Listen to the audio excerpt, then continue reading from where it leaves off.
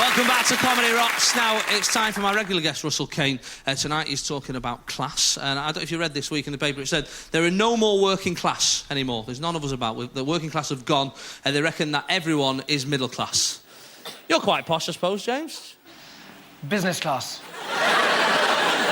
But your middle name, James, what is your middle name? Hillier. Hillier. Hillier. What's wrong with that? Well, put it this way, mine's John. Who's the scummy one out of the two of us? You know, you can tell your class, right? You can tell what class you are, by how far back you can trace your family tree. James can trace his family back to the 10th century, whereas I'm not even sure who my real dad is. So that's the difference. But ladies and gentlemen, talking about class this week, it's Russell Kane!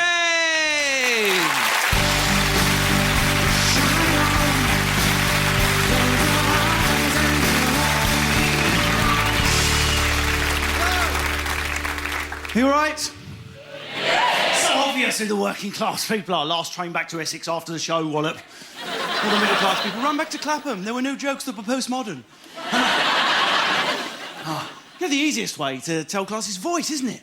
That's just Jason's accent. We make certain assumptions when we hear a northern accent. As soon as we hear my Essex accent's one of the worst. My mum's in the audience tonight, and my auntie Elaine, my mum Julie, my aunt Elaine. That's the giveaway straight away. But the Essex accent's worse than the London accent because we try to pretend we're posher than what we are and that, right? We maintain all the moronic, fat vowels of a London accent, but with a clipped camp precision at the end of our words.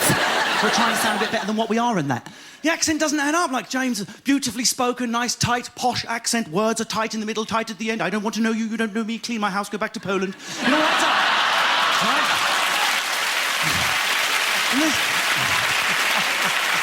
We're a paradox. People from Essex and Hertfordshire trying to pretend. Oh, thank you, I'm working class, thank you very much. Moronic sounds, but clipped accent. It means we sound like total bloody idiots, but mean it quite clearly.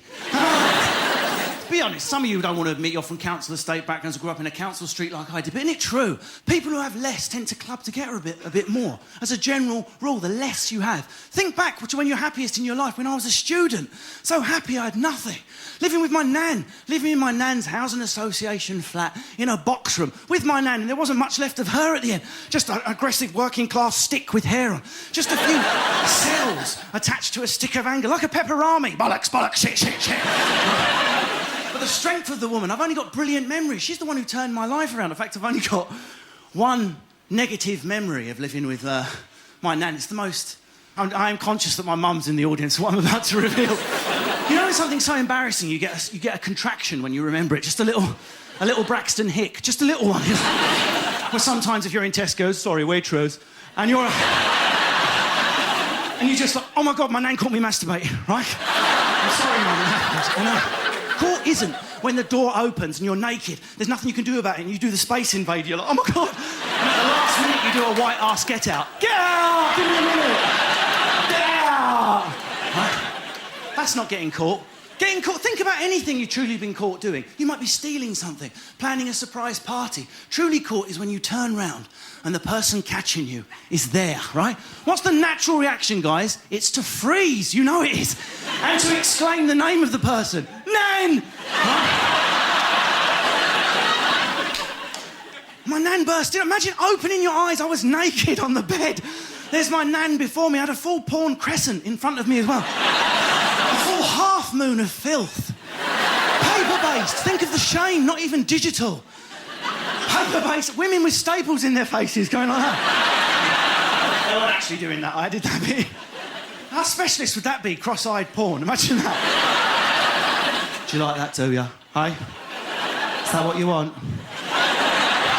I'll look at you and your mate. Right? Just realised there's no end to the story. Oh, dear. Oh, there is. She just stood there with her hand on the door. Me there. Nan! We looked at each other. Anything. You almost want a scream to pierce the shame. But British people, we tend to go in on ourselves in a crisis and leave inside. Nothing. Not even a slap. Not a slap. That would have been inappropriate. Put it away, you dirty bugger. Put it away. Sorry, Mum. Put it away. She was my hero, remember, my nan. These words will ring through my head until I'm her age. She stood there with her hand on the door, and as she closed, she said, I'm sorry, love. I'm just so sorry. slowed the door down. Speed up, you weirdo. Don't slow down. I didn't want to destroy the ambiance, babe. I didn't want to destroy... Do you want some candles lit? Do you want a bit of Enya? Sail away, sail away. Oh, oh. Thanks, man. Thanks. So there we are, folks. Try to remember, the less you have, the more important the people are with whom you have less stuff. Just don't get caught knocking one out in your nan's box room. Thank you very much.